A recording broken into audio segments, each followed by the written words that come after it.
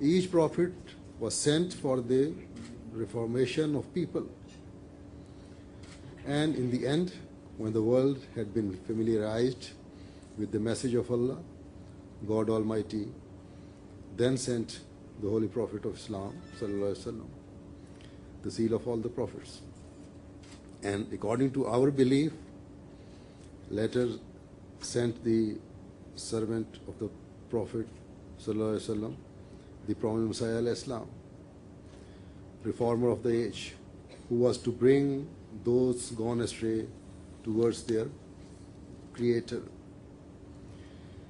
Despite the fact that the Holy Quran says the Holy Prophet sallallahu alaihi wasallam was the last law-bearing prophet and the seal of all the prophets, it also says that there is no compulsion in religion.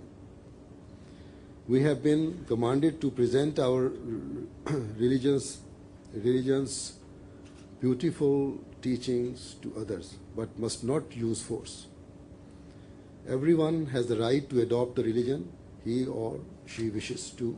And according to our belief, if a person does not obey God's commandments, then that is a matter between him and his Creator. We have no right to interfere. However, if I consider my religion to be the true one, it is my duty to tell people of its beauty and invite them to it. But if differences in opinion exist, I have no right to be vexed with the person, infringe on his rights, or cause him harm in any way.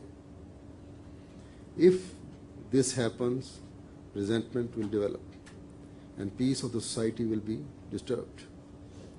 Then another issue, and which is a major cause of rebellion and dissension in the world today, is that some sections of the Western and European societies are provoking the Muslims by ridiculing their founder, the Holy Prophet ﷺ, and his teachings. This has led to rancor and resentment amongst the Muslims.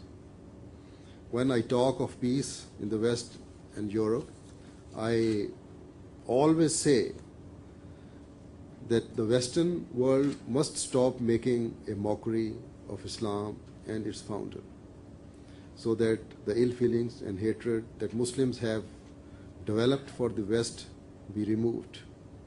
Because of ill is said about a person's father, because if ill is said about a person's father, for instance, then it is natural for resentment to be born in the person's heart. Whereas to say something about the Holy Prophet ﷺ is way beyond tolerance, as his standing is higher than anyone else in our eyes. Then when some sections of the Western society ridicule Islam and its founder, the reaction of some Muslims, even though not justified, but is logically expected, and that is the erection of the so-called, the creation of the so-called extremists and zealots. We Ahmadis, as I have already said earlier,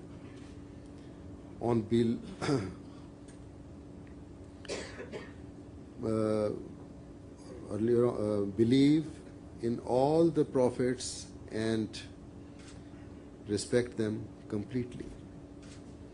So we cannot and do not say anything wrong about them. Also, we believe in the Imam, Masih and Mahdi of the age, who taught us that if in some gathering you observe that Islam or God's word is being mocked at, you have to excuse yourself from such company. And this is exactly what the Holy Quran teaches. God Almighty says in the Holy Quran, and when you seest those who engage in vain discourse concerning our signs, then turn thou away from them until they engage in a discourse other than that. And if Satan should cause thee to forget, then sit not after recollection with the unjust people. Chapter 6, verse 69. This is what the Holy Quran expects us to do, not to fight or retaliate, but to live peacefully. Since people who talk against religion are cruel, if you do not realize the mockery immediately, then leave as soon as you do so. Then we are guided with the beautiful teaching that we must not show permanent vexation and enmity. And when such people engage in talks other than a mockery of religion, we must participate in such good discussions. This is the reaction the Holy Quran has taught us to deal with such matters and protect oneself from evil. But if constructive and virtuous discussions are being carried out, then we have to participate in them. One must not think that since this virtuous suggestion or advice is from a Buddhist or Christian or Hindu or an atheist, so I won't accept it. Rather, when Muslims have been commanded to abstain from all evil deeds and sin that destroy the peace of the society, at the same time they are commanded to promote goodness and virtue. Just as I have explained from the verse, always engage in promoting goodness and virtue to such an extent that even if any good thing comes out from a person who mocks your religion, participate in that discussion and help spread compassion around you. The Holy Prophet ﷺ has also said that whenever you hear good counsel or word of wisdom, adopt it, since it is that lost item of yours that has been found. Hence, if your reaction to people who are enemies of Islam is to show immediate anger, fight back, or harm in any way, then remember that such an act cannot let you go back to such a company. The Allah says in the Holy Quran, and let not the enmity of a people that they hindered you from the sacred mosque incite you to transgress. And help one another in righteousness and piety, but help not one another in sin and transgression, and fear Allah. Chapter 5, verse 3. Also, we are commanded not to retaliate against those who prevent the Muslims from worshipping and mete out cruelties against them.